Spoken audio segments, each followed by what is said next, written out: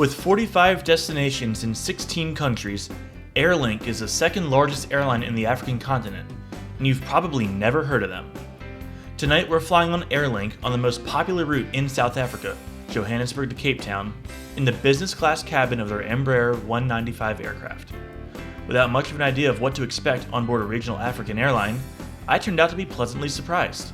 Stay tuned to find out just what Airlink is all about. We arrive at the domestic terminal at OR Tambo International Airport. There's no business class check-in lane at the Airlink counter, but the lady behind the counter informed us that we were invited to the Slow Lounge. This was an extremely pleasant surprise, as even domestic first class tickets in the US don't come with lounge access aside from Alaska Airlines. After clearing security, we head upstairs to check out what the Slow Lounge has to offer. The Slow Lounge here at Johannesburg is huge, with free Wi-Fi, tons of seating options, and plenty of outlets to charge up. The spread of food was impressive, with mostly appetizer-style dishes, but plenty to fill you up if you were hungry. There's also a full complimentary bar. South African Airways, the flag-carrying airline of the country, has vastly shrunk in size over the last decade or so. As a result, there are plenty of stored wide-body aircraft here in Johannesburg, like this A340 right here. The nature of Johannesburg, a huge financial hub thousands of miles away from most other major cities, means it's flooded with long-haul, wide-body aircraft, like this Emirates A380 arriving from Dubai. When it's time to board, we head down to the ground level and get in line. There are no boarding groups or numbers, it's just a free-for-all. It's hard to imagine this process for a 150-seat aircraft in the US. After scanning our boarding pass, we board a bus, where we wait for about 10 minutes before we're finally shuttled off to our aircraft parked at a remote stand. Bus gates may be a drag from a passenger standpoint, as it guarantees you have to wait for the slowest passenger, but they provide the best apron views you'll ever get. This was an enjoyable ride to our aircraft. The lack of a boarding system sort of makes sense when it's a bus gate. You may line up in order, but once you get onto the bus, all that order is lost, and it's probably more effort than it's worth to have everyone line up again at the aircraft. Plus, the people who board the bus first are probably the last ones off because of the way everyone files in. I feel like we boarded plenty fast, and before long, we were at our aircraft. As we board, I notice this aircraft isn't wearing the same livery as the rest of the Airlink fleet. Sure enough, when I get inside, I notice the cabin is still in the Belavia interior, the national airline of Belarus, where this aircraft must have come from. The business class cabin is comprised of 11 standard recliner seats in a 1-2 configuration. I'm in two-way in the first row, with great legroom. The seats themselves are effectively identical to the domestic first class seats in the US. These seats, however, don't have power outlets, so I was happy to take advantage of those in a lounge. Basic, but comfortable. I can't tell if these are Belavia seats or if Airlink was at least able to get their own on board. Regardless, on time, we push out of our gate and taxi out to runway 3 left.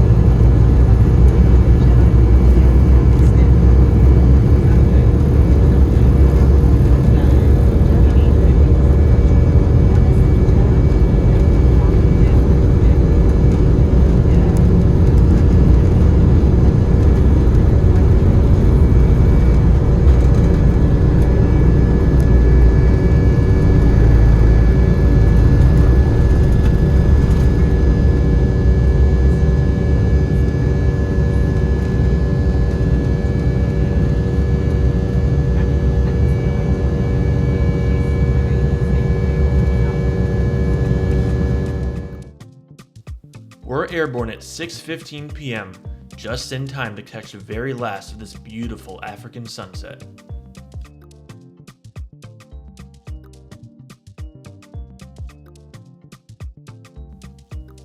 After we got in the air, I noticed that there was no Wi-Fi offered on board.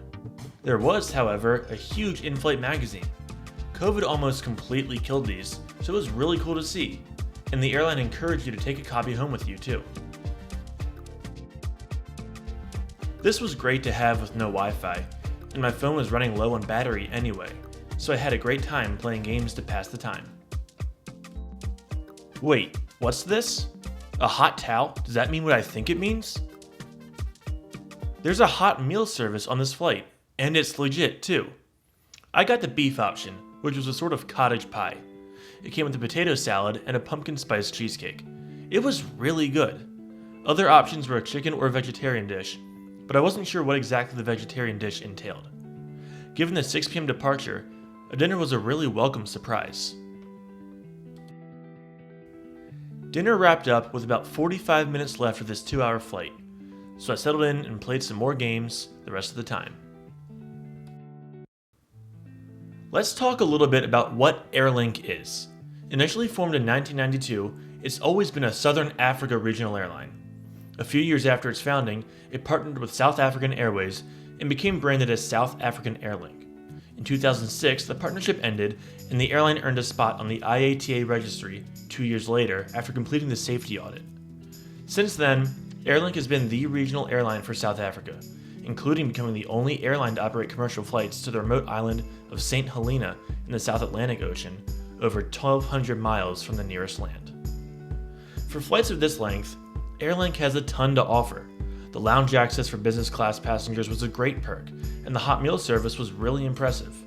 This individual flight was bought as a code share with United on a larger itinerary, but I noticed this flight going for about $350 US in business class, which is an extremely reasonable price.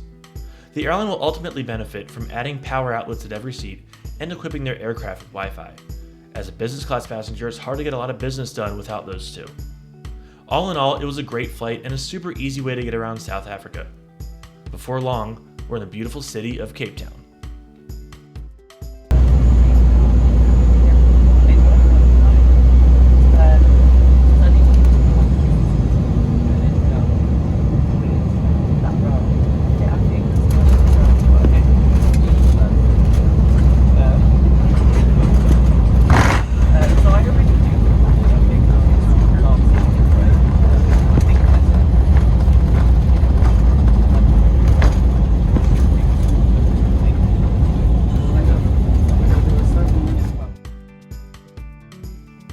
We're one of the last flights into Cape Town tonight, so the airport is quiet.